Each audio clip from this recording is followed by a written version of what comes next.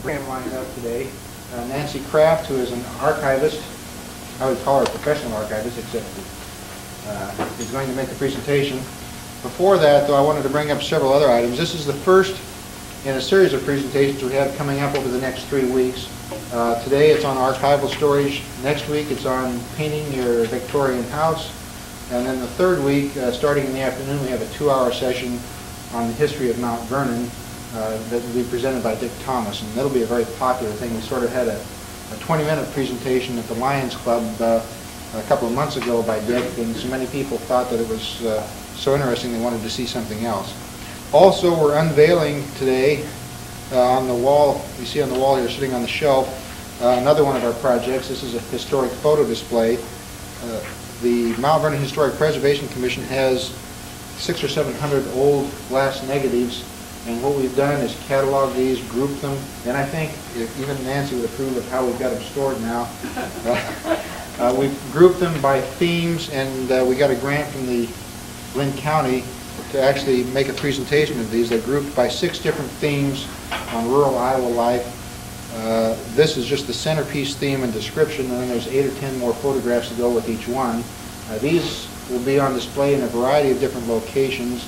The Visitor Center will always have one or two of the themes on display, but part of our arrangement with the county is that these would be available for other county historical organizations who wanted to borrow these from time to time to put on display. So there'll be more promotion come out about that in the future.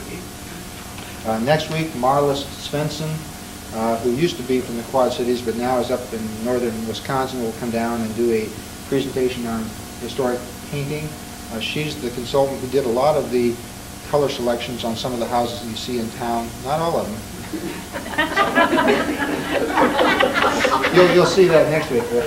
On some of the houses in town, some of the better known houses. And then lastly, the Dick Thomas presentation. We're also working on a presentation this fall which will be on porches, how to restore your front porch or your historic porch. A couple of housekeeping items. There's coffee in the back. There are restrooms on both floors. On this floor you just go out the hallway and around the corner behind the stairs. And lastly, as you can see, Mr. Traver is taping this so that if you can't get everything down, that'll be available along with some other videos that he has of historic porch tours in the past and that type of thing. So we've got a limited amount of time this morning. We have to be out of here by noon. So I want to turn it over to Nancy. And also, Nancy, if you would, because I'm not good at memorizing biographies, give us a little more of a background in terms of your experience dealing with archival materials. Okay, thank you. I'm not much better at facts and figures. I did a calculation the other day, and I believe I've been with the State Historical Society about 15 years. I think I'm coming into that. And when I was growing up and trying to decide what to become, I thought that I would like to work with books and special old books and to catalog them. And when I started with the Historical Society, I started as a cataloger, and I think that's when I met Gladys. And since then, I became very interested in preserving our heritage, and over the years sort of absorbed and inquired and took workshops and things about the material I'm going to be talking to you today. I have a library science degree, and the rest of the things I've done, like all of you, with continuing education and always trying to keep up with the newest information. And that's one of the things that I've discovered over the years, that especially in the field of preservation, they're still constantly testing and coming up with new. So what I tell you today might be out of date in a year or two. And some of it was in, good practice 40 years ago and will be 40 years from now. So you have to kind of stay tuned to the preservation and if there's anything new that's coming up. One of the new technologies that's just coming available is mass deacidification. And so that's an example of something that 2 years ago we would have said wasn't possible, and now it is. And that's just a small sample. If you're like me, it's hard to absorb everything that I touch on, and actually that's what I'm going to do, is just touch on everything and give you kind of an idea of what's available out there. So I have, as you saw with the handouts, I have prepared for you so that you can take home and study more in depth.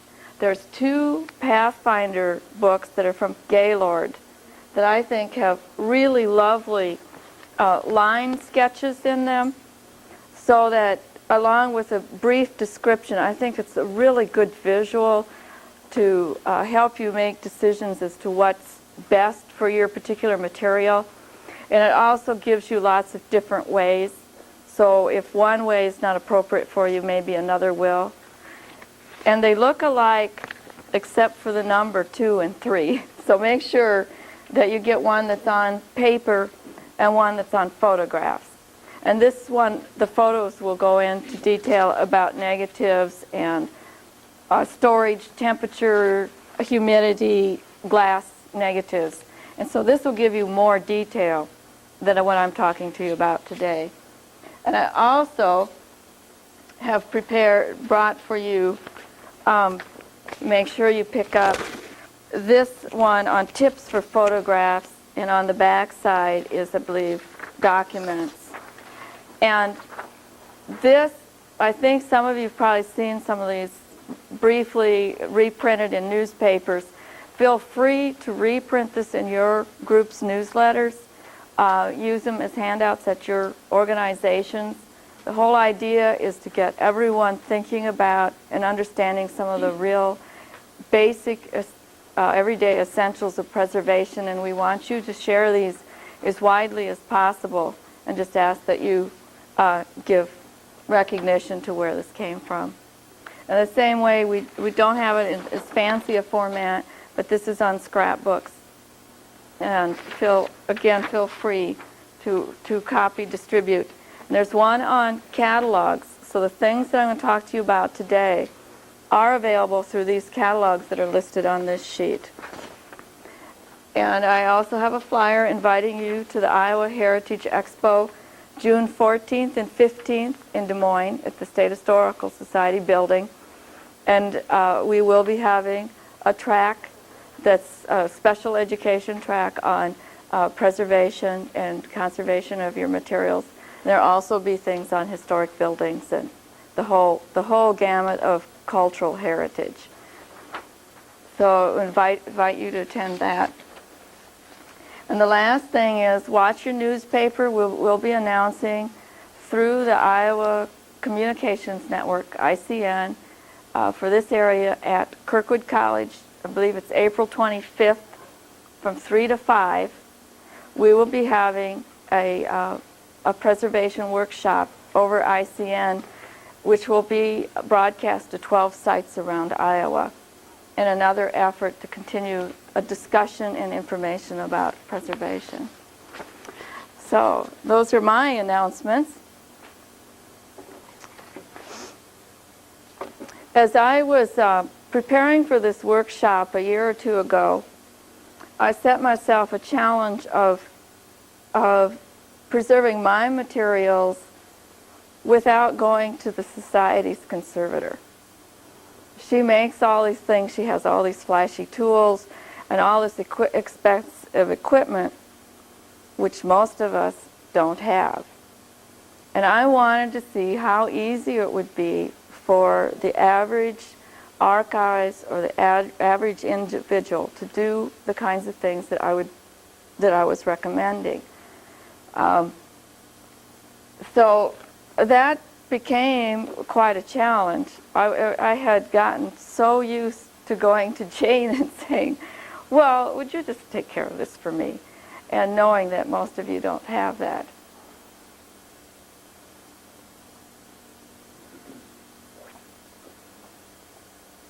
I'm on antihistamine, so pardon the numerous drinks today. So I took the things that I had at home and started working through my collections to try to see what was available. And I was delighted to find out that now there's all kinds of things available in small enough quantities that you as an individual or an organization can purchase. I couldn't have said that 5 years ago. But the last 3 years, lots of companies have suddenly realized that there's a market out there, that people want it, and that they need it in small quantities. Before that, you had to either buy like 100 or 1,000 of things or go to your conservator. I thought I would, I'm just going to work across the table, and I'd like to keep this informal, so if you've got questions about specific things, feel free to raise the question. I think one of the things that's hardest for everyone, or has the most insurmountable, are your photographs. I don't know about you, but I have still boxes of photographs, and the word's got out to my family. Nancy will take care of it. So when you're cleaning out an estate, give it to Nancy. So I have all this mountain of photographs to deal with and to try to sort through and label and take care of, because I feel responsible for now suddenly becoming the family archives. And the other thing is, of course, I have kids, so I've got all these wonderful pictures of color photographs that are in another box. To deal with the older photographs, one of the problems I had was some of them are extremely large. And what do you do to keep them from getting bent? That was, and I'm guessing that a lot of you have this. And so what I've done is purchase an archival box. And this box has a drop. It's called a drop leaf. You don't need one. It's just easier to slide your items in and out. And like this, I'll show you. If this was just a little bit snugger, for me to lift this out, I would be damaging it. And by dropping this box, I can lift it out without damaging it. And these are the kind of things, the thought processes of what is most appropriate that I'll try to get you started thinking about as we go through. And this is one of them. How well does it fit? If it's going to be fairly snug, then you need a way of lifting it out.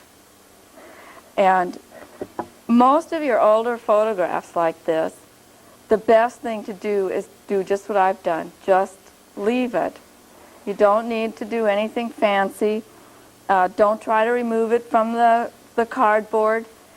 If there's very little damage or image disintegration going on, it's pretty stable, much more stable than today's items.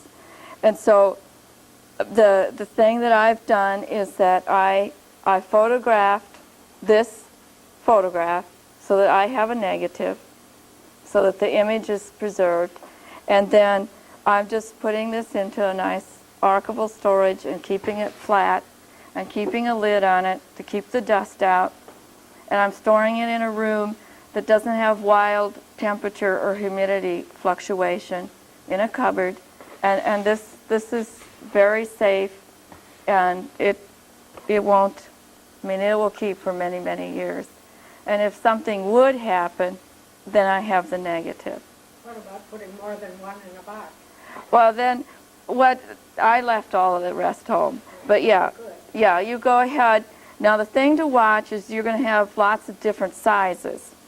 So you want to make sure that they're not being stacked in such a way that they'll start to bend. So you want support. You need something to separate them from If it wouldn't hurt, I haven't. If you want to be really careful, you can interleave them with either an archival piece of paper, or you can buy these tissues, and that's another very good way of interleafing, and it does add precaution. So it wouldn't hurt. for either you to purchase. This comes in all different sizes, and I believe it also comes on a roll. And it's archival tissue. And if you belong to a club or an organization, you could buy a quantity for your group or get together. But it doesn't hurt. The other thing is, though, when you're stacking, to make sure that make sure that you don't have like something like this on top of something much smaller. So stack larger to smaller, and then what I've done is most of mine are half size, so I've got them like this. And those that are folded, you know, that you fold them out and you can set them out. The older ones are just fine to leave them in there. I've got things from the 1800s and mid-1950s, and they're both just fine. You mentioned getting a negative from that. Did you take the picture of it yourself? Yeah, you can go a couple routes in the preserving your image. I chose, for the most part, to get a copy stand and to take a 35 millimeter image. Just regular camera, black and white. One of the reasons I did that is because I had family that won't let them out of their sight. And I can take, you probably don't know about that either. So I can take my copy stand and take photographs there. And what I do is I always take 3 images. I put it on the setting that I think it should be, and then I half-step it down and half-step it up. Now the other route you can do, and you're fortunate that you live in this area, is that you can go and get what's called an archival photograph, which the size is considered a 4x5. I think it's the 4x5 negative. And you can take that like to the University of Iowa Audiovisual or Photograph Center, and they will make a negative, a 4x5 negative, as opposed to your 35 millimeter. And the reason that's considered archival is the closer you can get the negative image to the size of your original image, the better copy you're going to have. And that's 4x5 is kind of a compromise. If you really wanted to go the 9 yards, you could get a larger negative. So it's 1-to-1. Now, there's very rare instances that you would want to do that. We've done that sometimes on very detailed maps, like your bird's eye view maps, where we've gotten the 1-to-1, where we're going to make a book cover for reproduction. But for the most part, the 4x5 negative or the 35 millimeter is going to answer very well. So, no, I don't. It's not that expensive. Yeah, it's very reasonable. What was the name of the place called? It's the University of Iowa's photographic center, I think. Yeah, I think it's around $3-4, and you can go to a lot of professional photographers who advertise that this is their specialty. The only caution I have with that is my husband did that from his town because he could only borrow it for one day, and he didn't have a camera, so he took it up and he got a really nice archival negative. The problem was that studio insisted on keeping the negative. So ask questions ahead of time and make sure that that you can come to some kind of agreement with where the archival negative is. Now, storing it at a commercial place has an advantage because if your family wants a copy, you can just route it that way. But if the photographer leaves town and you're not there, or your family doesn't know that's where it's at, then they're stuck with starting all over. So so you need to negotiate up front if you're going to have a commercial photographer make a copy. And those are just some of the things that you need to think about, is to ask questions up front. The university, reason I mention that is I know that they give you the negative. They're not in the business for making reproductions. So that's a route that you can go.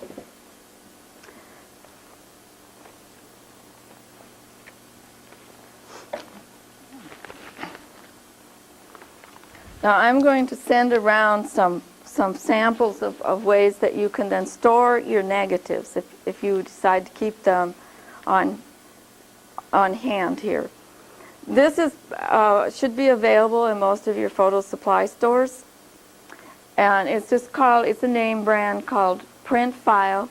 It's an archival sleeve that looks like plastic, but it's polyester, and it's stable. It has all the right things in it. It's been tested and approved up by the archival preservation community. If you've got negatives, this is one way that you can save. I mean, if you got slides, this is a way that you can put your slides in. And what both of these do is they allow you to do a brief label at the top, and it also allows you then to hold it up to the light to verify which print it is, which one it is. And it keeps your fingers. I mean, you are probably the worst thing that can happen to a photograph is your fingers have all these oils in them. Even if, like today, you feel very dry, you still have got oils that you're going to leave. And then that's going to pick up dirt, and then that's going to start the deterioration of your item. And this is you've probably heard lots of times, if you're handling your photographs and negatives, they recommend the cotton gloves. And that's why that keeps your fingers, your oils, from damaging the item. Where do you buy those gloves, Nancy? You can, I believe, get them in a photo from a photo shop, but I'll just start sending this around now. This is the magic. So far, this is the catalog that I've found that answers most of my needs. There are lots. This is just one of them, and I'll pass this around. Our drugstore here in town is cotton gloves. Yeah, they're starting to become more and more. Like I say, most of these things are becoming more and more available, and if they aren't available and you start asking for them, most places can make them available. They're easily accessible now. Another way to take care of your photographs, besides putting them in there, is to put them in a sleeve. And this again is polyester. And I've got these just because now, see, I can pass this around and let you feel it, and it's going to be protection. The pluses to putting something in an archival sleeve like that, a see-through polyester, is that you can do just what I'm doing now. You can pass it around, you can let people look at them, get a feel for the original. You know what it is without having to dig into an envelope. The alternate for storing is like with this box with tissue between, or if you've got smaller items, putting them into an envelope like this. You can put your photos in like this. Mm-hmm.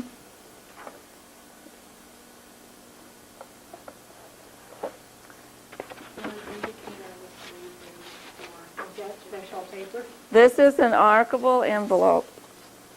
Now, you can immediately see what the problem is here.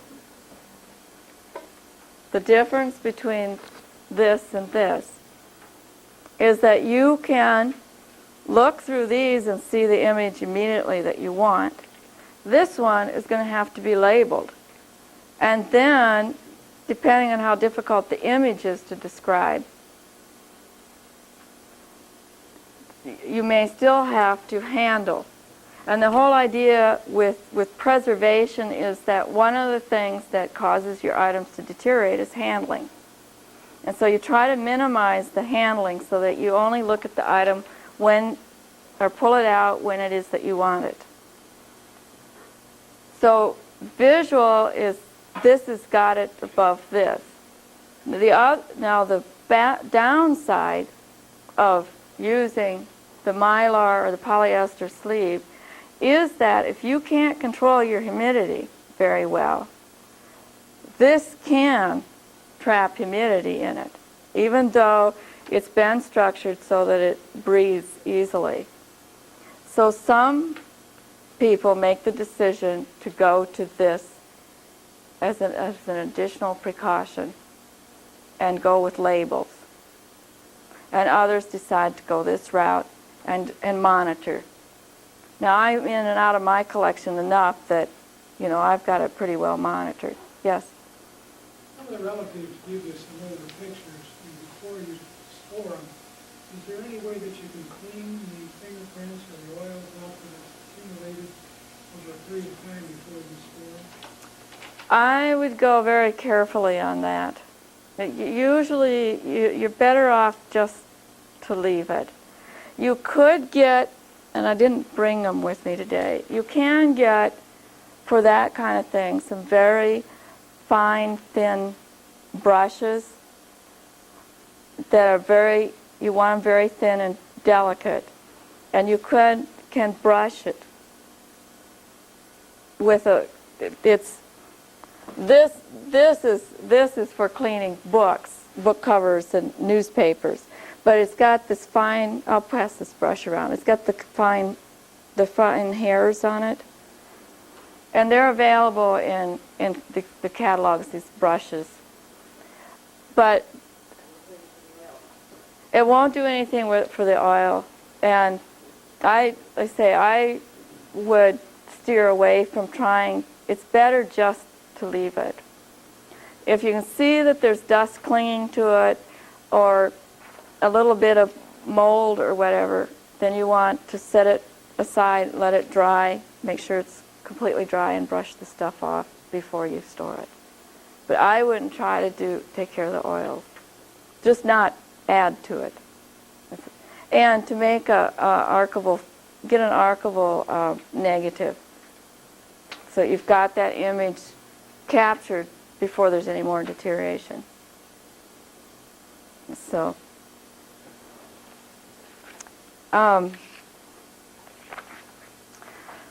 if you're going to put into an album rather than in boxes, that's another route you can go, and it's a very popular way to go, especially with families, because you can pass it around.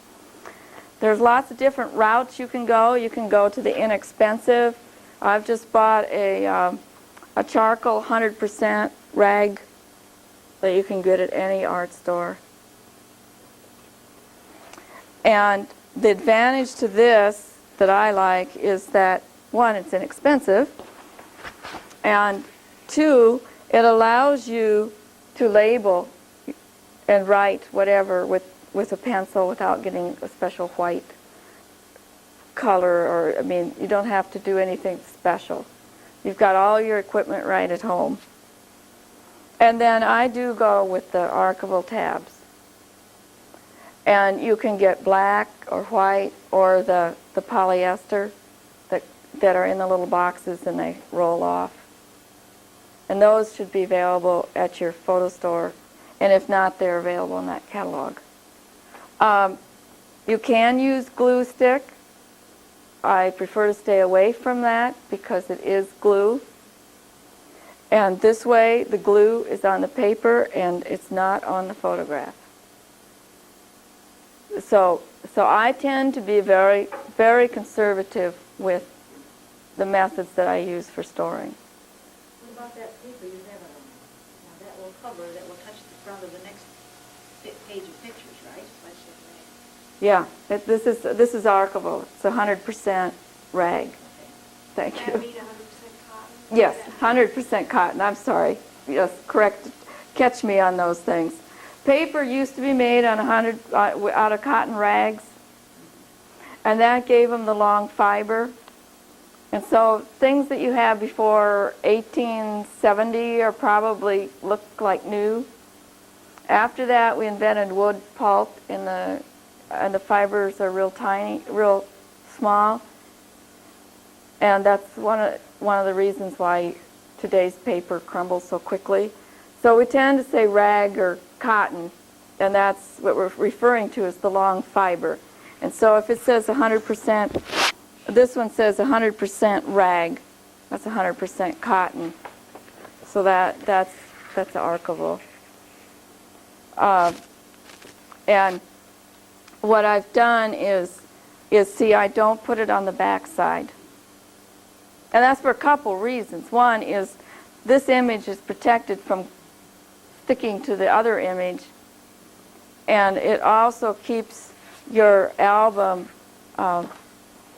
pretty flat, so you don't have the buckling, which can impact your image. Now, what I've also done is I've keyed, this is getting really carried away, but I keyed the photo to my negative. So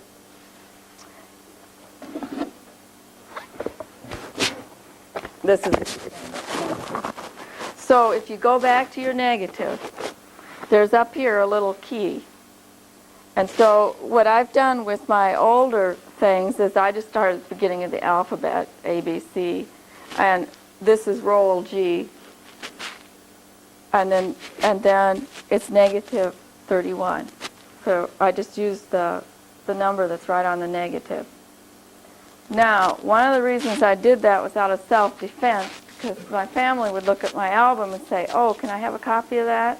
And I go, "Well," then trying to find it. Well, I say, "Sure, just write the number down," and I just then pull out G and take it to the photo center and say, "Make 1, 2, 3 copies of 31." So that allows that, and also to write any kinds of identification. Now, I'll send this around if you all promise not to have coffee in your hands when it comes around. These are copied pictures.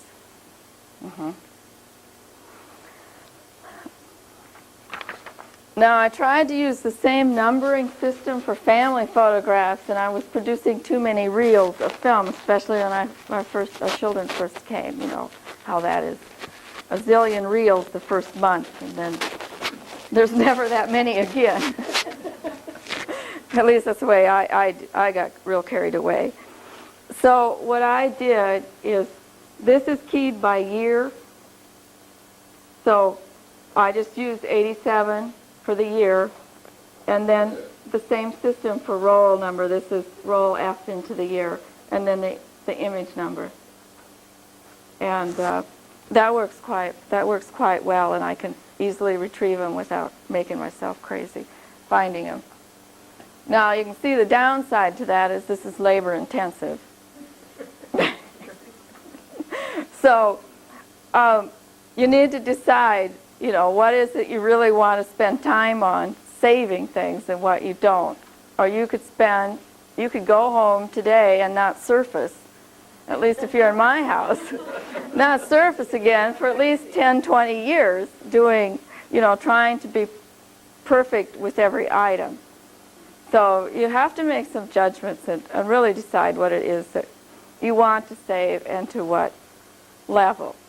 Well, I've obviously decided that I want to save pictures of my children. So, I'm just going to send around these there's all kinds of different sleeves for saving your images. There's just you can buy notebooks and put them into notebooks. And it's got, this one here has a little space where you can put your identification. I tend to not like this particular one because my label is always falling out. But these are all kinds of different ways, and I've also got a pack. And then this is also a catalog that specializes in photographs. So I'll just send these so you can get an idea. If you're going to buy a photograph album or a scrapbook album, I'm not comfortable buying from your stores in town unless it's a photo shop. I'm real uncomfortable with the labels that they put on, archival, safe, no PVC. Those items haven't been tested, and marketers have learned that if you say, preserve your family album or photos, or if they use any archival or preservation language, that you'll buy it. I'm not comfortable doing that, so I purchase through the catalogs that are listed on your sheet that I've handed out. Those have been tested and approved by preservation and conservator and archivist. And if anyone would ever dare make a mistake, we would all know about it, and that company would immediately withdraw that item. So I tend to steer away and go the catalog route on one of the recognized companies. You can, for negatives for a long time, I just put them in an ordinary notebook because it's all preserved right in here. You can go and get a notebook like this, which I'll pass around, that then has a cover. You can also buy a cover if you want that keeps the dust out. And it's all archival. It's all, and you can use this as a photo album. And see, that lets you touch without getting your oils on it. And you can also label. You can also use it, you could use it as a scrapbook. So if your kid is starting a scrapbook now and you think it's something they want to save, you may want to invest in this. You may not, depending on what it is. Or if you're creating a scrapbook that you want to give to the family as a preservation, something to preserve for family heritage, you may want to go this route. And you can get all kinds of levels of these. You could spend, imagine you could spend, $30 to $100 on something like this, depending on how fancy you want it and just all what you want to do. And see, this has, it's, like I say, the board, everything in this is archival. And I say you can then, if you want, go and buy a cover that slides. Now, if you're going to store it in a cupboard and the door's shut, there's really no need to go this route.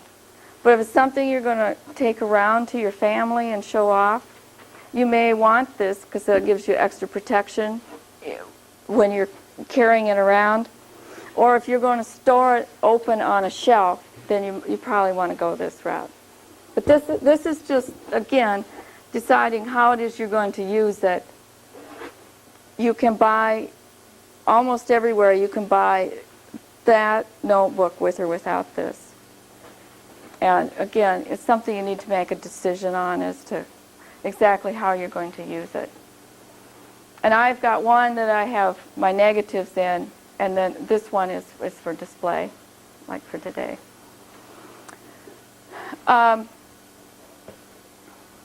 Many of you probably have stereo cards, and you can buy little boxes, archival boxes like this. Now, I had the most trouble finding appropriate storage for stereo cards. You can buy really fancy boxes that are tilted so that you can look at them, but you have to have like 500 stereo cards in that box in order for them to stand up correctly. So I finally found this small box, and it's a little oversized. See, there's a little room there, but it's not bad. And then what I did was I made just a little. Now hold this up here. I just took a little piece of archival cardboard, archival board, and it probably wouldn't have to be archival, and as a spacer in the back, so that my items would, when they're on display, aren't going to curl. Now you could store these laying flat and stacked up, but as this gets fuller, then they'll stand up by themselves and they won't curve. They're already curved. What I would do if they're already curved is, we do this with newspapers all the time. If they're already curved, find a spot in your house that's pretty safe from people running in and out and bumping things. And the first thing I would do is just set them out and just let them sit and absorb whatever moisture is in the air. And just, that's called the relaxing process. You've probably done that with newspapers and things. Let it sit for a while, and then it should slowly, it should ease a little bit, but it'll still be curved. And then what you can do is you can then put like an archival lid, or if you've got, you can buy archival copy paper. You can buy that by the ream, and that's usually, the cotton rag. But and if you go to a stationery store, if you ask for archival paper, they should be able to get it for you, so that you've got a buffer between that and your weight. And then I would make my weight very, very light, no heavier than this, and just, it's a real slow process. And then just let it sit like this for a while. With newspapers that are much thinner, we let the newspaper sit flat at least 3 days without trying. We just unfold it, and if it sits up like this, that's fine. We just let it. So it's 2-3 days that way, and then it's at least 2-3 days with just an archival board on it, and then we do at least 2-3 more days with weights. And we try not to get too heavy of ones depending on the condition of the paper. For weight, we may put like a stapler on it, or whatever, another book, or a tape dispenser, just so it's holding it down. And with something like this, I would think it would take a lot longer time, and you just need to just let it take its own, and it may never completely flatten out, but it should help it. Yes. How do you flatten out old photos that are curved? That's what I would do the same thing. I would get, this is usually what is available at stationery stores. What I would do is I would go to a stationery store and ask for archival paper by a ream. It's not going to be that expensive. And if your photographs are all the same size, first you can just lay them out separate, and then you could start stacking them. I wouldn't go too high with this interleaved. And just let them slowly relax, and keep, adding a little bit and monitor it, because it may be that they're so stiff, depending on when the photo was made and what kind of backing it has, that actually relaxing is going to crack the image. So just very slow and watch it, and don't hurry the process. If there's one that you can't save, you may want to just go and get the image copied. Sometimes that's the best. So, I think this pretty much covers photographs. Are there any other questions on photographs or special concerns? I noticed you wrote with pencil always in your albums. Is there a reason for that? I've had pencil fade and so through. Yes, I'm glad you asked. Yes, don't use ink. Ink will, I'll use this. I guess that ink would be all right here. It will eventually eat through, but it's not hurting anything. But again, I'm conservative. I would do the pencil, the number 2 pencil. But it does fade. Well, yeah, after. Nancy, we used to get grease pencils to write on the back of our photographs. I haven't found this available. I have an old one that Yeah. I retained. Right. If, like I say, if you want to do ink on those catalogs, there are some ink pens specifically for photographs that you can use. Today's photographs have that covering on the back that makes it really hard to identify it. I'm not sure if those ink pens will work that are the archival ink pens. They might. And what I would do, I don't know, because that's just something I won't do. Find an edge that, if it does come through, that is not going to damage your image. It can be damaged by the ink or you pressing on it to write. So pick an edge that is going to be, like this one, they wrote right across here. Now, if that was ink and it started migrating, it would wipe this woman out. And a lot of people have done that. They've written all the way across. Is it a ballpoint pen or regular ink? It's, Either. yeah, either one.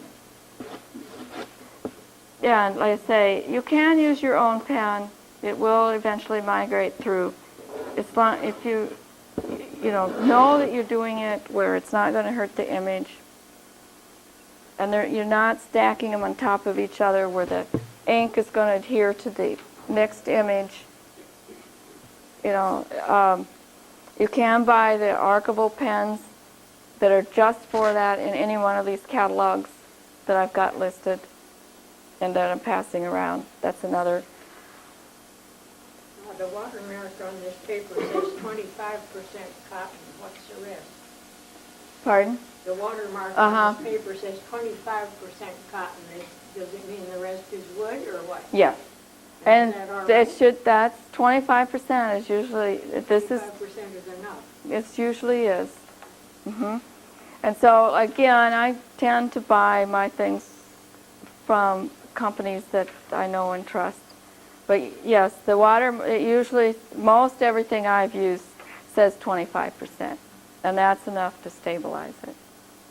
Is there a suggestion to get these off of a photograph when they're written No, I leave it. So again, if you know it's going to eventually damage the image, I'd get a copy. But I would just, with photographs, it's better not to try to undo something. If it's, people have had images adhere to glass, I would take it to a conservator or to a photo specialist and not try to do it myself. And they might not even be able to get the image off, and they have to take a copy. Then I would take a copy regardless before any work was started on it. What about framing them? What would you suggest about framing? That if you're going to frame an image, there again you make decisions. If it's an image that's valuable and precious and you don't want to risk losing it, what you've done in your displays, what this is with the archivable, the conservation matting. See, that keeps the glass from the image. And then there's an archivable backing, and then it's sealed. That's your best. That's your best thing to do. Now you can also go this route. It's something that you like, and maybe you're going to want it up for a couple, 3 years, or you don't, maybe 5. And you don't want to spend very much money. This is a copy. I had an old frame sitting around. I've got the original in a nice folder. If this wears out, I maybe spent $5 to put this up. Does putting glass help to preserve in any way? Well, what I did on this one, and I think this cost me $50, is I went the full 9 yards. I asked for glass with UV shield. So that filters the lights here, the sunlight. And then, I mean, I really got carried away. This is not hung where the sunlight will shine on it. So I really took lots of precautions with this. Is that the same as a non-glare? Or is it different? No. I went to like a Dick Blix or a Michaels and asked them to do the museum conservation treatment to it and the UV shield. It's a special kind of glass. So it's not the non-glare. It's not what you would just get off of the shelf. But like I say, there again, this is something that's very precious to me. My daughter did this, and it's something that really reminds me of her, and I want to keep it, and I want to be able to give it to her, and I want her to be able to give it to her child. So the other thing was, this painting happens to be on that charcoal paper. So it was done on good paper to begin with. So in my mind, spending $50 to go the whole 9 yards to have the border, the mat, and to have the UV shield glass, and to have it professionally done was worth it. Now you can buy these materials yourself and do it yourself. And you can order through the Gaylord. I can't wrap Christmas presents, so I'm sure I can't cut a perfect square. So I took it and had it done. And the kids, I did one for each kid, and they were just thrilled because I had to set a value on it before it went out to be done in case, just as a precaution for insurance. And I set the value at $25, and they just were on cloud 9 all the way home that they had a painting that was worth $25. Now, I before had a picture that I really liked. I had said one summer that I just want to sit under a tree and watch the clouds this summer. I don't, that's my idea of heaven. So Christina promptly drew me sitting under a tree watching the clouds. And I was real proud of this, and I took it to work. But where do you think I put this?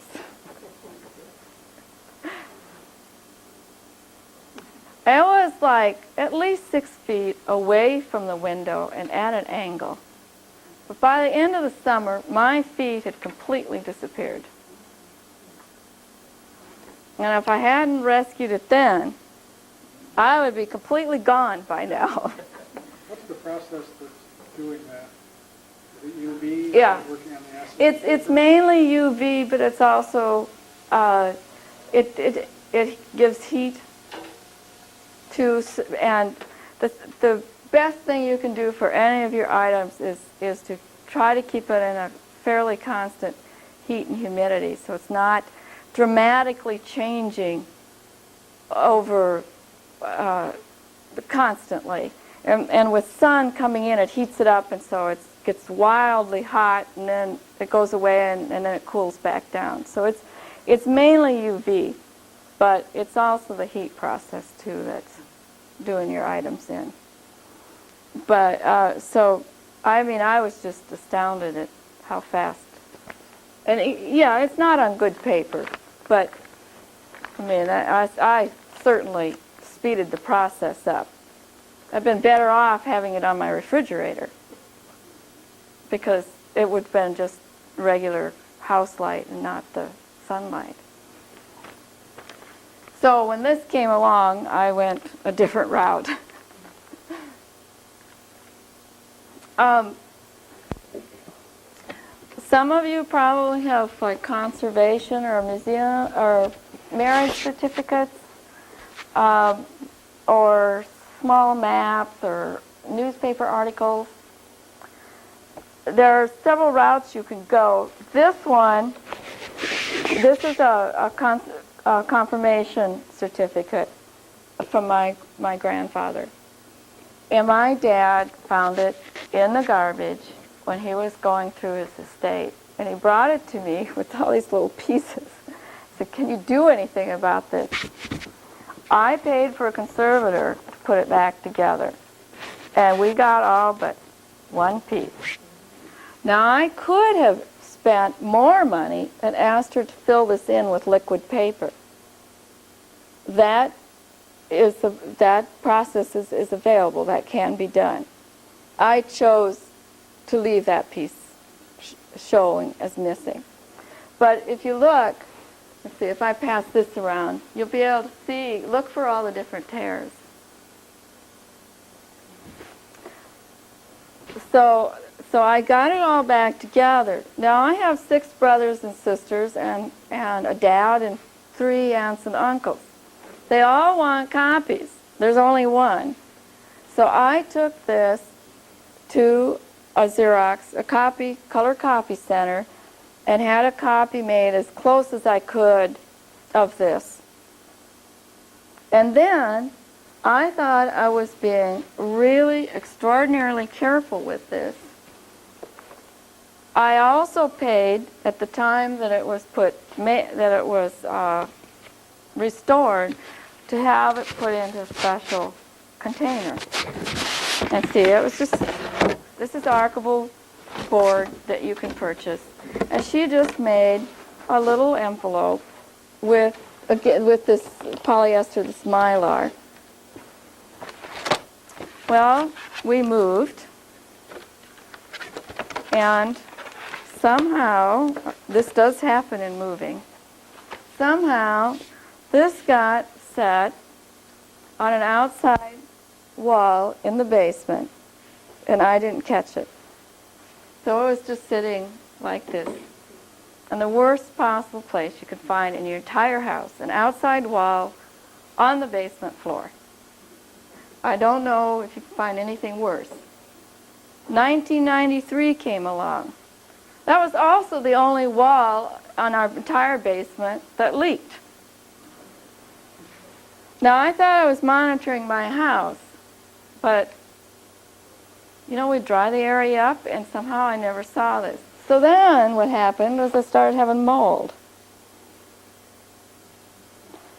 Now, my item didn't get damaged because I had, in spite of my carelessness, I had put it into an archival folder, so it was protected. There was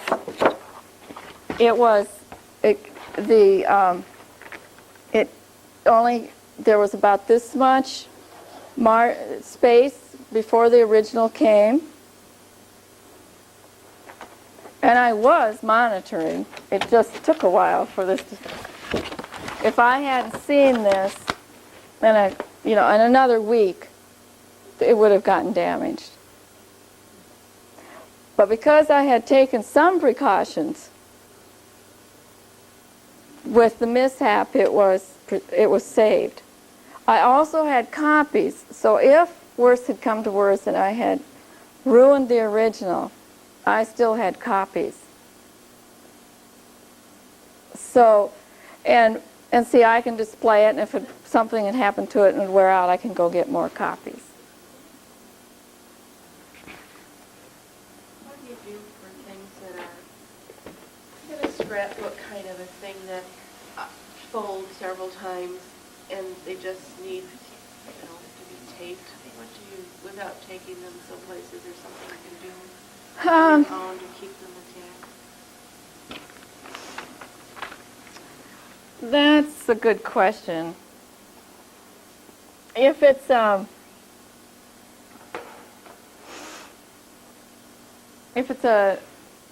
you're talking about in a scrapbook? Like, obituaries and stuff Mhm. that are quite lengthy Yeah. and they get folded. The best thing with newspapers, in my mind, is to get it Xeroxed on archival bond and save the information. Now, if you want to save the item itself, which I did with my grandfather's 100th birthday, to me that was extremely important. I mean, this is something that doesn't happen very often in a family. And he was also just an important person in my life. So what I did with the newspaper as I got them is I went and I paid, and you can purchase, but I paid to have this deacidified and encapsulated. Now that was at a time when the Historical Society had a couple staff people in the conservation lab and were doing work for the public. So at this stage, since with all the downsizing we can't offer that anymore, I would probably buy the spray Wato that you can use to deacidify, and then buy one of these kinds of folders and do it myself. But you can see, I mean, I had this done fairly quickly after his birthday, and you can already see where the yellowing is. And this one, I mean, both of them. Now, this is really high tech. What I had done is that, I'll send this around, it has what's called a weld, an ultrasound weld. It's a very expensive machine. And it's completely sealed. Now, if I ever want to take this out for some reason, all I need to do is slit this, and I can bring it back out. And that's also an important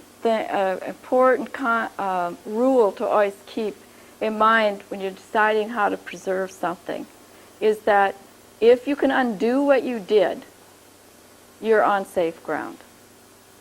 So, see, I know that if new technology would come along, or if I change my mind, I can slit this and take it out. That's one of the reasons why lamination is a bad way to go, because it adheres your image to the plastic, and that's it. Unless you want to spend hundreds of dollars trying to get it back out. So this is the route that I tend to go. Now that was our hometown paper, so I really got carried away, and I've got the whole paper preserved. Of course, we're a small town, so that wasn't a lot of money, just a few pages. They also highlighted it in a surrounding town, and I chose just to take the article. But if it's obituaries, and they're several years old and they're crumbling, in my mind, the best thing to do is to Xerox that image. Because you're in the original spread that was done. Yeah. For scrapbooks that you already own and it's in there, there is a tip sheet on scrapbooks that is in your handout that walks you through all the different kinds of things that you can do. You can get some archival tape, and that's tape, so I always get nervous about that, where you can tape along the edge. You could, if they're not on top of each other, which doesn't always happen, I mean, scrapbooks sometimes are layered. If they're not layered, you can make Xeroxes of the information and or of the page. You can microfilm them, Well, what you could do is you could go through and see what the information is that you really want to save, make archival copies of that, and put your scrapbook in some nice type of archival container to keep it from getting further bent and shuffled around, and give it extra protection, and just leave it. Now, the newspapers will eventually crumble away, unless the clippings are before 1870. But I don't think that deacidifying is going to help, because all that does is stop the process where it's at. So, you know, there are lots of different things to consider on a scrapbook. Yeah. Is it as valuable, will it be as valuable if you make a copy on the right kind of paper and then preserve something, rather than take the original clipping and use that to try and save that? It depends on why you're trying to save the scrapbook. So it's the history. If the scrapbook is important to you because of how it's put together, then I would probably lean towards leaving it as is. Make copies of the information that's really important to you, and just keep that as information from the scrapbook. You can also consult with a conservator and have them look through it, and they may be able to do some single item treatments within the scrapbook, or they may be able to provide some treatment that will extend the life of your scrapbook. But scrapbooks are a real difficult item to deal with, and they almost have to be dealt with each scrapbook alone. When we, from the Iowa Cooperative Preservation Consortium, decided to do a tip sheet, an information sheet on scrapbooks, I asked the Iowa State University preservation librarian if he would do it. And he said he would, and then he laughed, and he said, at the national level, they had decided to do the same thing that we're doing here with our tip sheets, so that they could give out information and share it real broadly. And they picked scrapbooks as their first thing. It disintegrated into a brawl, because no one could agree at the national level how scrapbooks could be dealt with. They did finally come out with an information sheet, but that was the last and only thing they did. So, you know, even conservators can't agree as to how to deal with scrapbooks. And they're a lovely heirloom to have. They're filled with information. But if nothing else will make an archivist's hair turn gray, a scrapbook will, because there's so many problems with it. It's on inexpensive paper. It's glued and taped. They have things tacked on top of each other, and you know, it's probably like this with the tie over here, and you know, it makes us crazy. So, you know, give it good protection, see how it's put together, determine how valuable it is to you as an heirloom, and then go from there. And there is a conservator in Iowa City. His name is Larry Yerkes. It's Yerkes. He's in the phone book. He's a very good, common sense, middle of the road conservator who will give you the pros and cons and prices and try to come up with something that'll work for you. So that may be your first step. Yeah. As an alternative to the high-tech process you use here of encapsulating it, the encapsulation kits that you can buy through the catalogs, where the tape is outside of the item, so you still could cut the item out, would be a pretty good, inexpensive alternative for most people. And you can buy different sizes of archival, of those sleeves. You can buy them up to map size, or you can make them yourself. They do use double edge, if you make them yourself, double edge tape. If you go that route, make sure you leave a lot of margin so that your item isn't up against the tape. The other thing the Historical Society learned a little too late is we had done that taping before we were able to afford the ultrasound method. And we had done that kind of encapsulation with some of our, I can't remember if they're World War I or World War II posters. And we wanted to share it with the public, so we hung them around on the wall. And eventually the poster creeped down and was sitting on top of the tape. And then the tape started to leach onto the poster. So if you go that route, don't display it. Lay it flat, and you should be okay. All the items that we have laid flat are just fine, as long as we've got the little margin around it. You've spoken about Xeroxing onto archival paper. What does one do? Buy a pack of paper and use a regular Xerox, or can Yeah. you go to some place that stocks the paper and helps you with it? I'm not sure. I think places like Technographics probably provide that service. That's something I've just bought my own paper and done it on our office machine because it's available. Yeah. Making a scrapbook for materials today, like for your child, stuff in the newspaper, and you want it to look like, yeah, I understand Xeroxing it to save the information, but you want to make a scrapbook where it looks like it did in the newspaper. Okay, article in the newspaper, cut it out of the newspaper. What should you do? Spray this stuff on the newsprint before you put it into the scrapbook? You can. Okay. Yeah. Do you think it helps? Well, yeah, it should help it.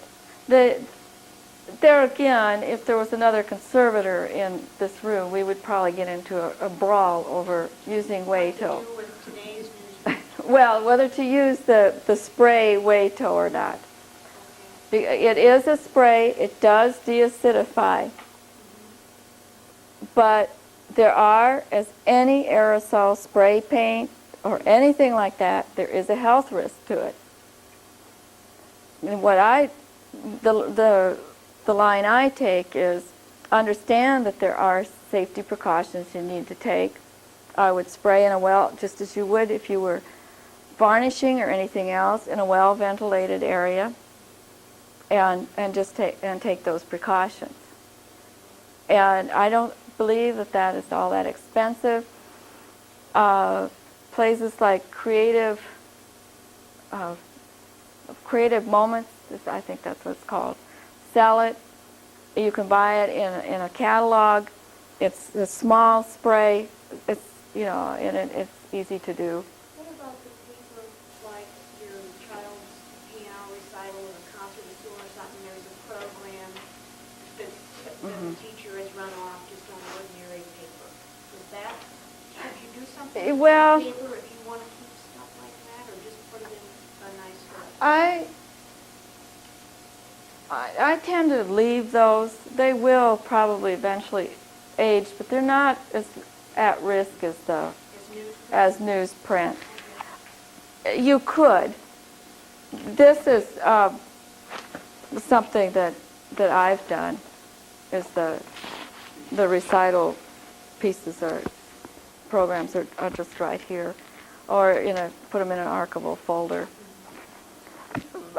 So that kind of thing, you could do it, but I again would tend to be conservative. If you really want to say something like that, you can copy that have a photocopy on Yeah. paper. Yeah, especially if it's on something like this, then making a Regular 20-pound bond paper. yeah, you could easily just photocopy that in archival bond, Yeah. which would be I personally think probably that would be the better route than trying to Well, you were spray it. saying, Nancy, if there were another archiver or conservationist or whatever here in the room, you two might get in an argument about today's music. Well, would you personally use this spray on The way print to, articles, or you wanted to keep the article itself? Are you in favor of the spray or against the spray? I think that people need to do what they're comfortable with. Personally, I take it to Larry Yerke and tell him to do it. But I have lots of friends who have they're real comfortable using the spray. You mean the health risk to Yeah. them using it, not their ability to? Right, right. It's the health risk that people get upset about. Be really made on whether or not the information is important or the newspaper. That's right. The newspaper itself in this country is the cheapest paper made. That's right. It's the shortest fiber, it's lead fiber, it's not meant to last. Yeah. It That's- has no long fiber. That's right. And now some of the things I decide to keep, and I'm in newsprint, and I haven't done anything but put it into. Let's see. In fact, Larry, I've got an article about Larry in here. See, I just put it in here. Now I use this enough. If it starts aging, I'll be able to catch it in time to make an archival copy. And this is going to extend the life a long ways. And yes, yeah. And I think that a lot of these, the static, well, just, you won't even, this I've put a little tiny bit of glue on it. A glue stick that says it's water soluble. So that you could undo it if you wanted to. But that's how I tend to. And see, same way with the scrapbook, because I may want to take that out and read it. I just put little corners on it so I could take it back out. In the same way, the only thing I did with these items was to put it into this, and didn't do any. There again, is how long do you want this?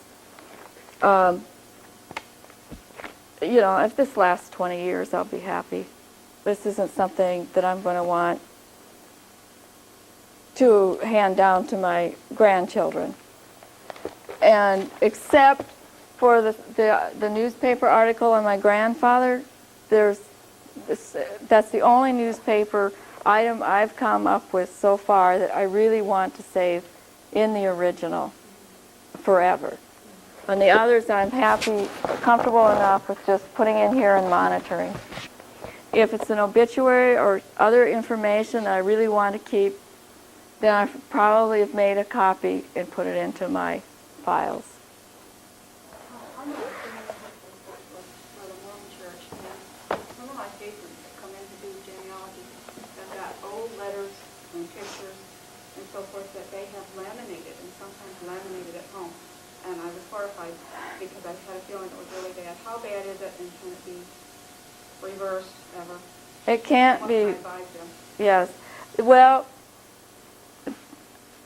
advise them not to do it anymore and be kind because they really were doing what they thought was best. And at one point, that's what I'm saying about things changing over time. At one point, I'm sure that that's what many people were recommending maybe 40, 50 years ago as the way to save your image or your information. It will eventually destroy that item. The heat that was used, the glues, what it does is it adheres to the item. It's melded together. And that item is going to eventually disintegrate. The lamination is eventually going to get hard.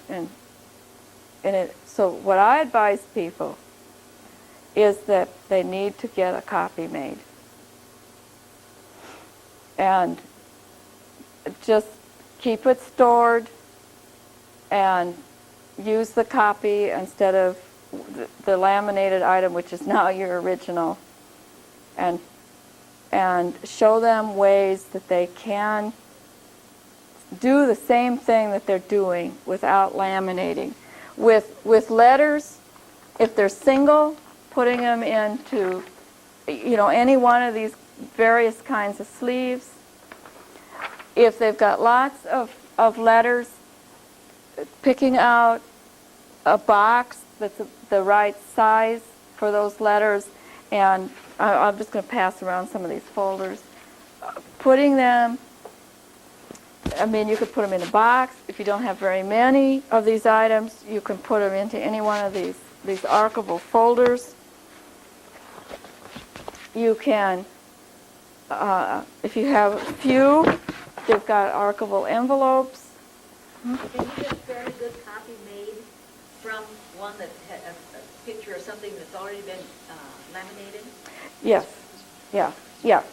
Of course, it depends if the crinkling and if that's started. But if the image is still flat and it doesn't have a lot of creases in it, there's no reason why a good photographer can't get a good copy. If it's a clipping, there's no reason why a good photocopy machine can't get a good image. So if you're not getting it, then the place that you're at is the wrong place to be. They should be able to do that.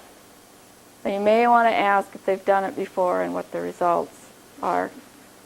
But the same way, if you're going to microfilm something and some of the newspapers have been already laminated, a good microfilmer should be able to get that image without the glare.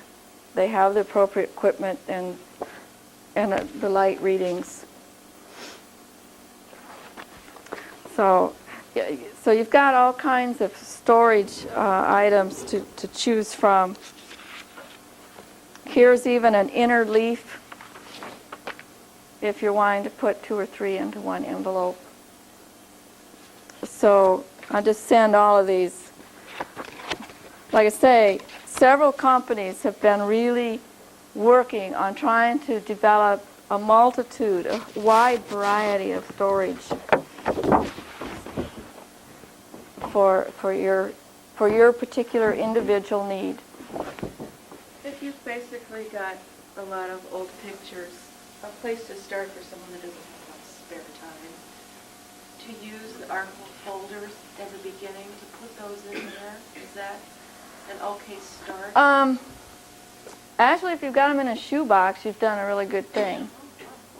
So you've got them in cardboard where it's going to breathe. You've got a lid on it that's keeping the dirt out. That's a good first step right there. I like to look at them, and that's bad. You just keep flipping through. Yeah. So those If folders are... Yeah, try to get them out of any plastic. Don't fall for the plastic storage sales pitches anywhere for, throw out your shoebox and get a plastic container because you're going to build up humidity.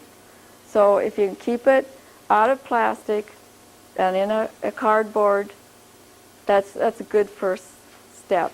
Now, if they're all the same size, you could look through the catalogs and see if there's any kind of box that you can, like this one, if this was, the advantage to this, they're all the same size so you can leaf through and look at them. And you would suggest to put it in the sleeves? Because they'd be all back to back. Yeah, it depends on how long you want to keep the photograph. Is it of value for 20 years or longer? If it's just for your family's personal enjoyment and you want it to last during 20, 30 years of your core family life, then keeping it clean and keeping it in a stable area without wild fluctuations of moisture is probably the best thing.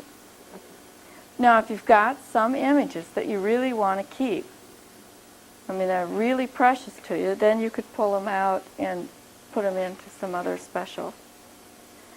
You can. We never would like to look at them. Yeah. And handle them. Then you may want to invest in sleeves like this and just slip them in and put them in boxes and let people look through them. What works for you that's going to provide protection for the length of time that you want them. Yeah, this is a really good way. Now, I can't remember the prices. It might be too expensive. But if you've got lots, you're going to be able to buy quantity and slip them in the sleeve and keep them in this, and you're fine. And you can put a little spacer until it's full, and this allows you to, to look at them, and you haven't invested a lot of time. You could, if you wanted to, put a note on the outside of the box that says, what time period it is, and if you want to keep your negatives so you can get at them, if you take them from the photo place and slide them into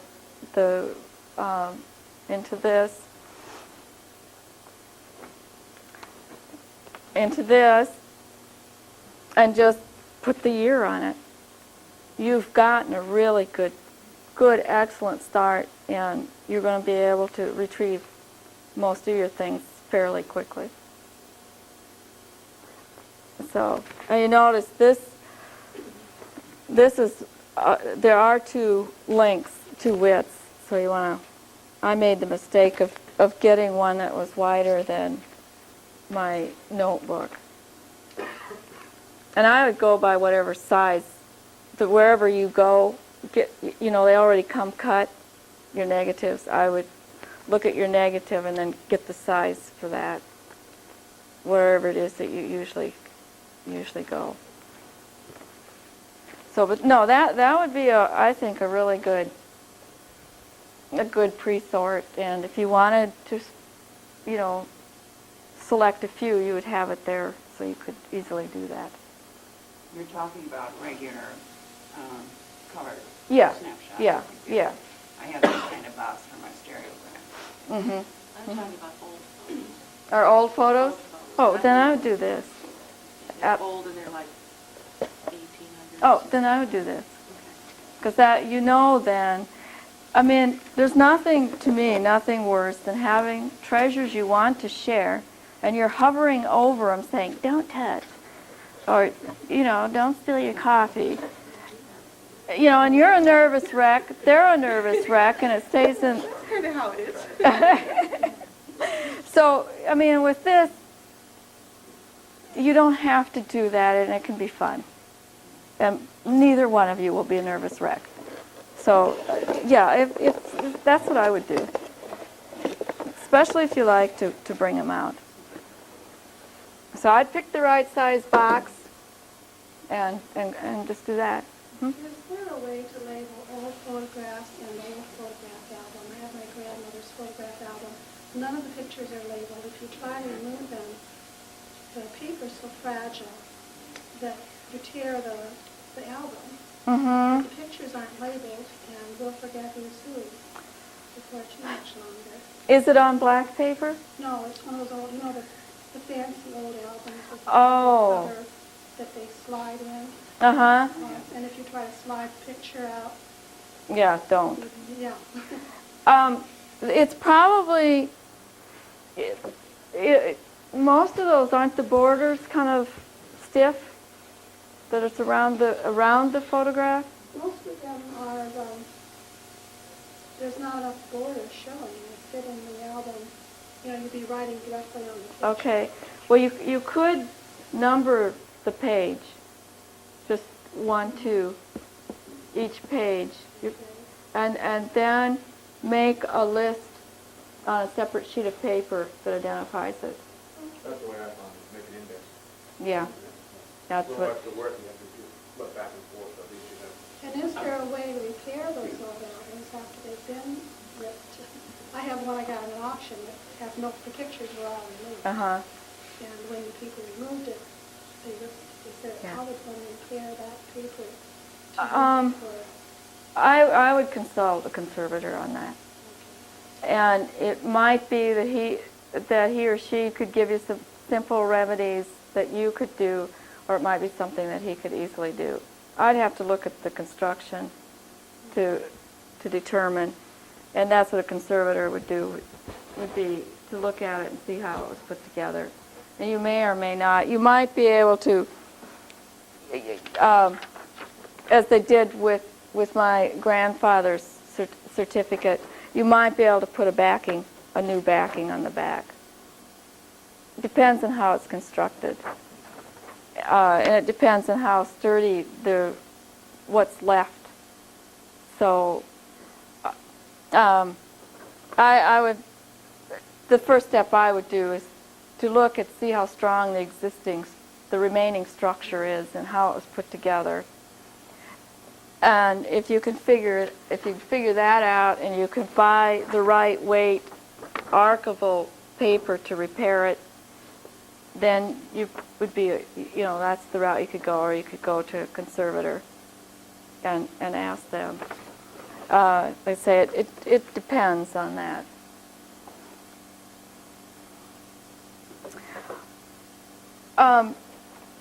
Besides photographs and newspapers, a lot of you probably have various books and other items that you're wanting to save. There's a whole raft of options out there. This is a much used piano book, and then these are all the recitals this is actually mine. And what I've done is, let's see if I can show you. You can buy these in 3 or 4 different pre-cut sizes with the back spine on, it's still off. And what I did is, see, this piece was still off. What I did was just take ordinary white household thread. I might have used carpet weight. And I stitched it on through here. See? And then this is just like your contact paper that you're used to. This peels off, and then you've got your book. And what you've got then is something that's sturdy, that protects it, and allows you to continue to use it and to share it. And this is designed specifically for music books. And a lot of people like me use it for your books that you're using, because I don't know how many of you have had kids take music and the first thing that goes is the cover. Well, you may not care and you just keep taping it together, or this one I'm using and my kids are using, and I'm letting them use it because I've protected it so I don't have to get excited about them tearing it apart. And because I went back to piano lessons after 25 years, I'm kind of proud of having lived through some recitals without having passed out. So it was touch and go a couple times. So that's one route you can go.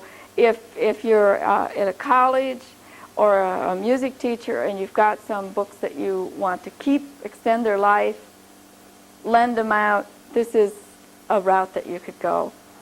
You could also, if you've got a little pamphlet that's family memorabilia, and people can see right away what the book is going to be, so you're not pulling out all kinds of books and opening them up to see what they are. You can easily do that for some of your family memorabilia. And it's the same thing. You stitch it through. This, I would think I probably used lighter weight thread. You can tell where at one time this was folded in half. So that's going to be real weak from now on. And so what this does is I can store it in a folder or on a shelf or in a box, and it's protected. These pages aren't going to get bent back, and I can also let people look at it. Yeah. Yeah. I've left a book with the organization that sponsored this group today that has instructions on stitching in it. It's fairly simple. It's just, you can see. My grandfather was, as I said, real important to me. I've been displaying this, so I've got a curve in here. But what I did with my grandfather, he told lots of stories. And I recorded his stories. So I had a whole bunch of preservation problems. I had an oral history on tape. I had photographs. I had maps. I had all kinds of things. I transcribed the tapes into my computer. So I had now another problem. I had it on disk. All of these things, very unstable. So what I did was I printed out the history onto archival bond. I've kept the tapes. I keep them stored in here so I can find them. They're not in here today.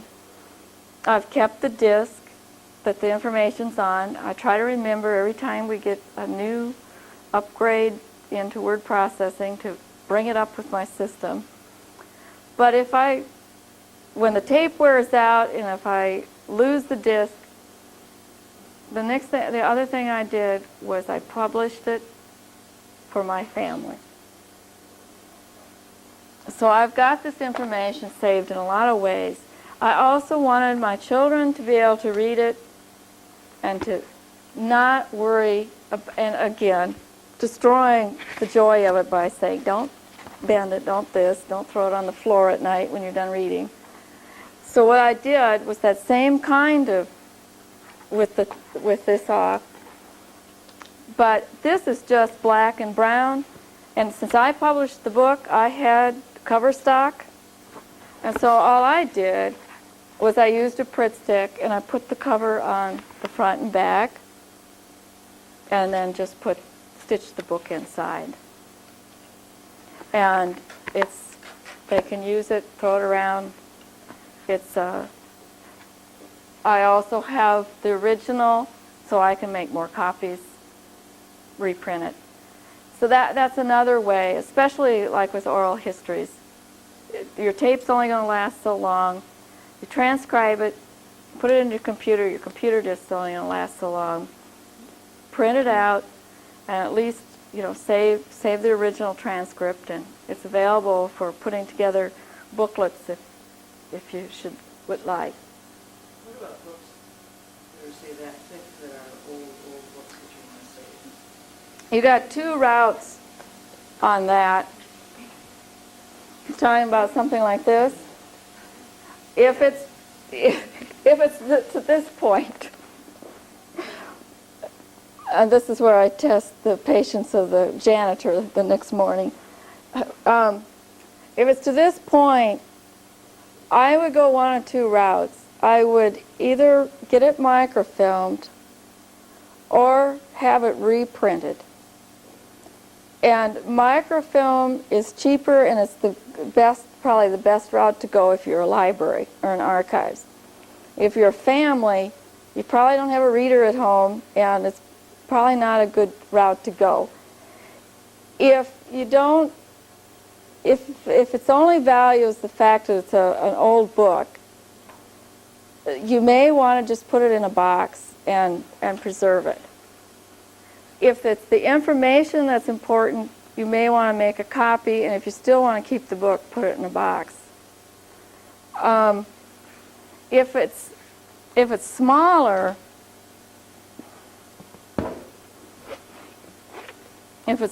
like this, there are archival, they're called brittle books companies, that can reprint one or two onto archival bond.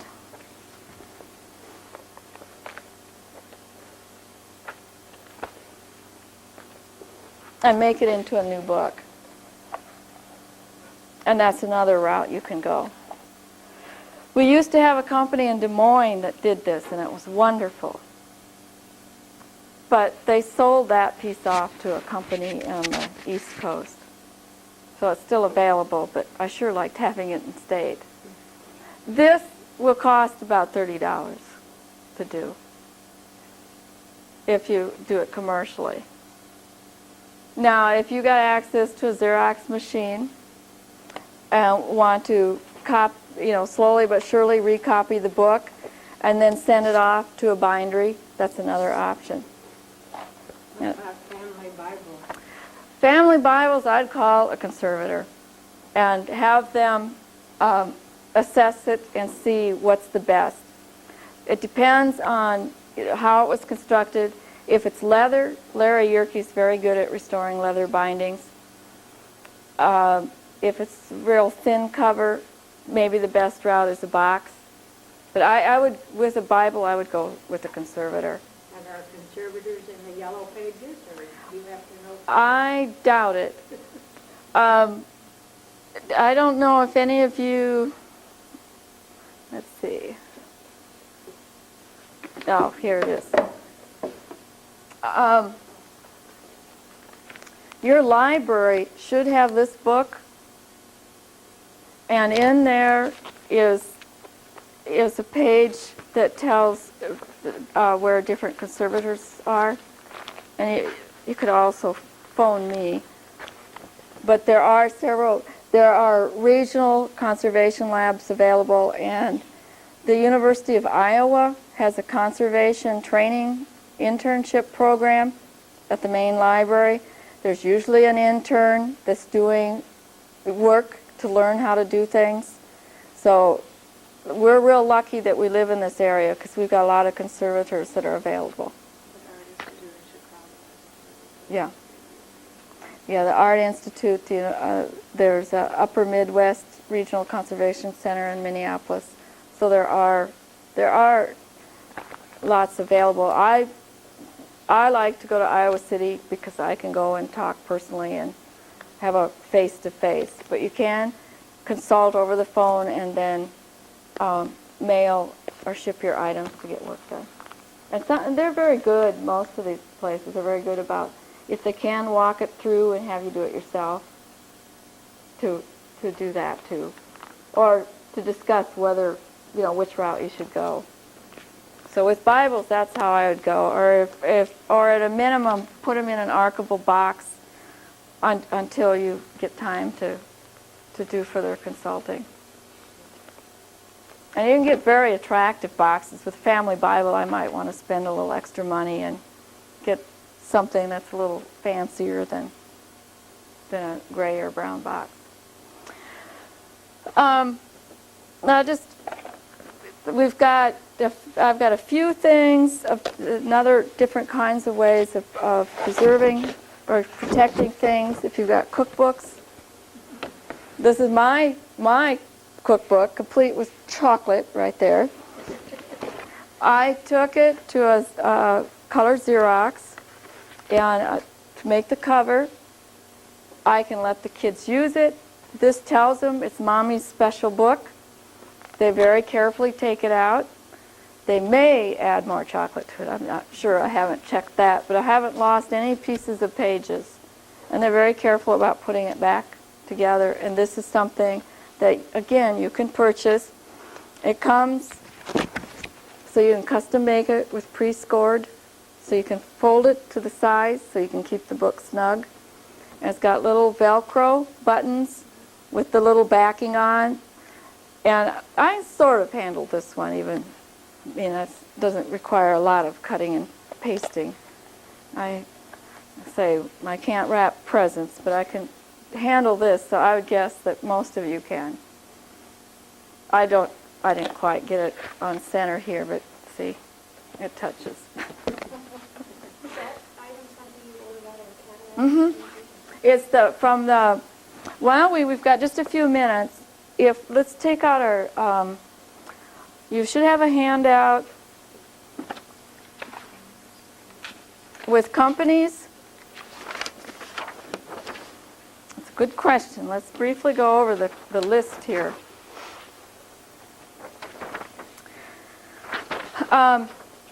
Gaylord, Hollinger, and University Products will have the boxes, the sleeves, the folders, and the scrapbooks.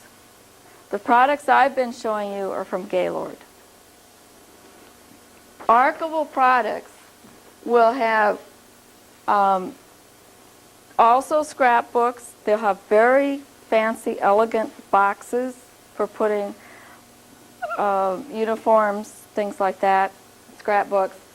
And that's where all these different kinds of containers come. And you can buy them single. That's archival products. And most of these items are $3 to $5. So they're very inexpensive. And like I say, you don't have to go to the work of labeling them, but it just makes it a little more attractive. And they've got all kinds to address any kind of need. Their catalog is very well illustrated. You may want to have one or two within your group or at home. And Light Impressions specializes in photographic materials. So they'll have all this kind of thing that I've shown you for photographs, but lots more variety. They tend to be a little more expensive, but a lot of people choose to go that route because they've got a little more of they got more variety. So, and it also has on this my phone number. It's voicemail. I'm pretty good about returning calls. Sometimes I'm out several days and I get distracted. But I usually can return your call within a day or two. If you leave an address if you're wanting something specific, I'm pretty good about that too. What kind of computer programs are available aside from like Family Tree Maker and things that you can scan pictures and categorize them? Is there anything? That I don't know. I know there's lots out there. I think the best source to start there is maybe your public library, and ask them for that information to get you started looking, because there are lots. Or go to a publisher. They probably are getting literature on that and would have really good information and suggestions. So I would go to one of those two sources. So I think we're supposed to be packed and out by noon. Supposedly, I haven't seen the people that are taking that place yet. Okay, so I invite you to come to our ICN, our workshop that's over ICN. Will be this kind of thing. We'll be talking about fabrics too and artifacts. Come to Expo. It's an ongoing, continuing learning process. Thank you. Thank you, Nancy. Very good presentation. All of you know that you are now your official family archivist, whether you know it or not, by attending this. Now, one thing I was just going to bring up, I know this, I'm in the computers, I guess, so one thing that's happening on the computer front, in terms of being able to preserve not the items themselves, but images of them, the advent of the CD-ROM, and it's a very stable medium, but I know you can get photographs and textual documents put on it, and it's just going to be a matter of probably a couple, 3 years, and you'll be able to have video clips as well as all your photographs and printed materials, probably stored on a CD-ROM, which is probably one of the most stable, certainly in the computer era, one of the most stable things. Of course, you can craft them frisbees, but it's also very inexpensive to reproduce. So that's just hang on to your stuff a little bit longer and you'll be able to have them all on CD-ROMs. So, again, thank you for coming, and hope to see some of you again next week for the presentation on historic house painting. Thank you. Thank you very much.